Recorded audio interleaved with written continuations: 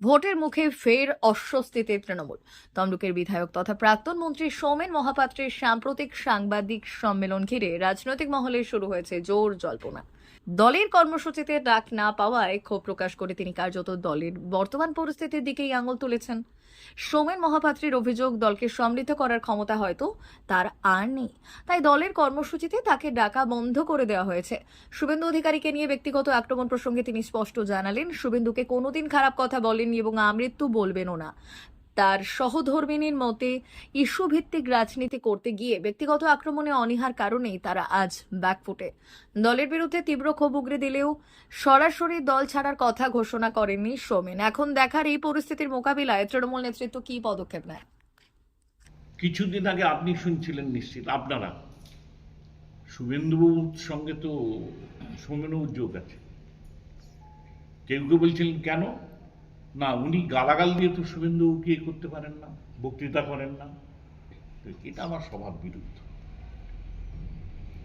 আর কেউ কেউ বলছেন টেলিফোনিক ডিসকাশন আমরা ধরে রেখেছি।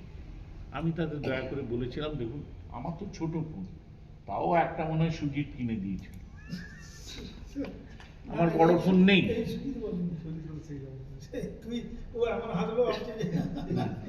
না, নয়নও কিছুটা অংশ ছিল, যাই হোক, এই দুটি ফোন, সেই দুটি ফোন এখনো দেখাতে পারে। তো কখনো আমার সঙ্গে এই টেলিফোনে ডিসকাশন হয়েছেন, এখন তো সাইবারের যুগ, একটা দেখিয়ে দেবেন। তবে হ্যাঁ, আমার পক্ষে শুভেন্দুকে গালাগাল দেওয়া অসম্ভব, কারণ সেইভাবে বক্তৃতা আমি কখনো করিনি, মৃত্যুও করব না। এইটাই কি আপনার মাইনাস পয়েন্ট? হ্যাঁ, তাই বলছেন, এবং সেই নিয়ে বলছেন শুভেন্দুর সঙ্গে যোগাযোগ। আবার আমার তখন মনে হয়েছে, আপনারা সবাই এখানে যারা আছেন এদের মধ্যে 3 ভাগ জানেন। এখন তো জনগণ একটা কথা বলছেন যে বিজেপি আর তৃণমূলে গোটা। বিশ্বাস করেন? অন্তত আমি তো বিশ্বাস করব না। তো সেই রকম ভাবে শুভেন্দুর সঙ্গে আমার যোগাযোগ, সেটা নিয়ে যদি হয় তাহলে বলবো ঠিক ধরেছেন আপনারা। আমার মতো লোক যোগাযোগ করেন বলেই 2012 সালে 1 লক্ষ লোক জমায়েত করে ওই শুভেন্দুবাবু এক পরাক্রমশালী নেতা, তার বিরুদ্ধে লড়াইটা কিন্তু আমিই করেছিলাম, তখন অন্য কেউ আসেনি। আরো প্রমাণ দিতে হবে। তবে হ্যাঁ, ব্যক্তিগতভাবে শুভেন্দুর সঙ্গে দেখা হলেও এখনো যদিও আমার দেখা হয়নি, আমি নিশ্চিত তাকে নমস্কার করব, প্রতি নমস্কার করব। হয়নি, আমাদের তো অনেক উচ্চস্তরের নেতারা যারা পদে আছেন, কেউ বিজেপির নেতার জন্মদিনে শুভেচ্ছা পাঠাচ্ছেন, কেউ আবার তৃণমূলের জন্মদিনে শুভেচ্ছা পাঠাচ্ছেন। তাহলে এই সামাজিক ব্যাপারটা কি উঠে যাবে?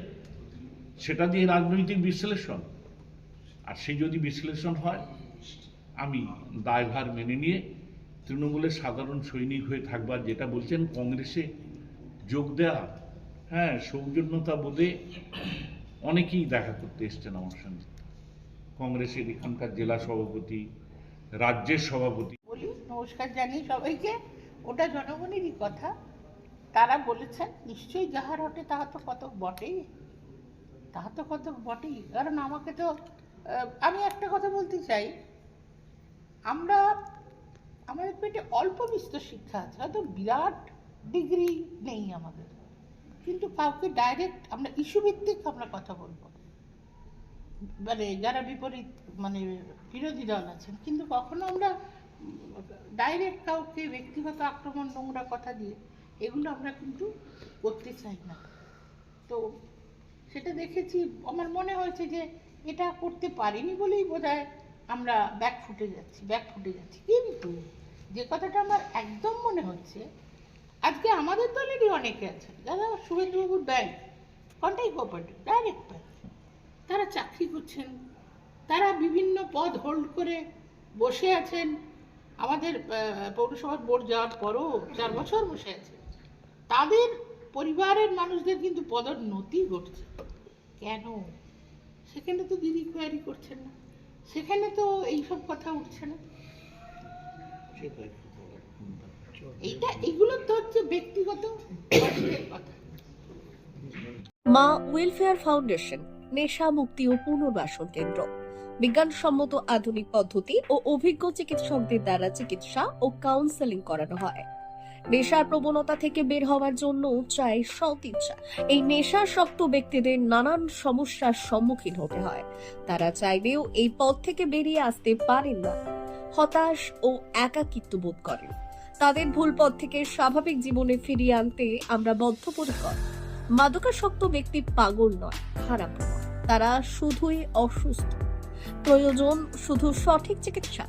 আপনার সন্তান কোথায় যায়, কাদের সাথে চলাফেরা করে, নিয়মিত স্কুল কলেজ যায় কিনা, অপ্রয়োজনে বাড়ির বাইরে থাকে কিনা, অস্বাভাবিক জীবনযাপন করে কিনা, আপনি যা অর্থ দেন তা সঠিকভাবে ব্যয় করে কিনা, পারিবারিক অশান্তি, শারীরিক অত্যাচার, স্ত্রী পরিজনকে অকারণে সন্দেহ, অবিশ্বাস, কর্মক্ষেত্রে অবনতি, মাত্রাতিরিক্ত আর্থিক চাহিদা বেড়ে গেছে।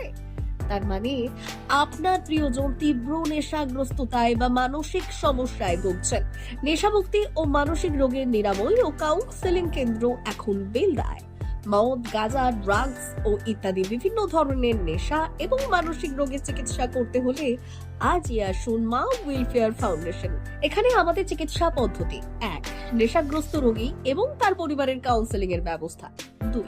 নিয়মিত যোগ, প্রাণায়াম ও ধ্যানের মাধ্যমে এবং মোটিভেশনাল ক্লাসের মাধ্যমে রোগীকে সুস্থ করা। 3. নিয়মিত ডাক্তারি পরিষেবা ও অভিজ্ঞ সাইকোথেরাপিস্ট দ্বারা কাউন্সেলিং এর ব্যবস্থা প্রদান। 4. প্রত্যেক রোগীর নিজস্ব শারীরিক এবং সামাজিক বৈশিষ্ট্য অনুযায়ী পৃথক পৃথক কাউন্সেলিং এর ব্যবস্থা, অভিজ্ঞ পরামর্শদাতার পরামর্শ প্রদানের ব্যবস্থা। 5. অনিচ্ছুক রোগীদের বাড়ি থেকে চিকিৎসা কেন্দ্রে নিয়ে আসার ব্যবস্থা করা হয়। বিশ্ব স্বাস্থ্য সংস্থা দ্বারা অনুমোদিত মদ, গাঁজা, ড্রাগস ও মানসিক রোগে চিকিৎসা করতে হলে আজই আসুন মা ওয়েলফেয়ার ফাউন্ডেশন বেলদা থেকে। যোগাযোগ করুন আমাদের সঙ্গে। Mobile number 9144587202। মা ওয়েলফেয়ার ফাউন্ডেশন, বেলদা, কেশিয়ারি মোড়, রেলগেটের কাছে, মোহাম্মদপুর।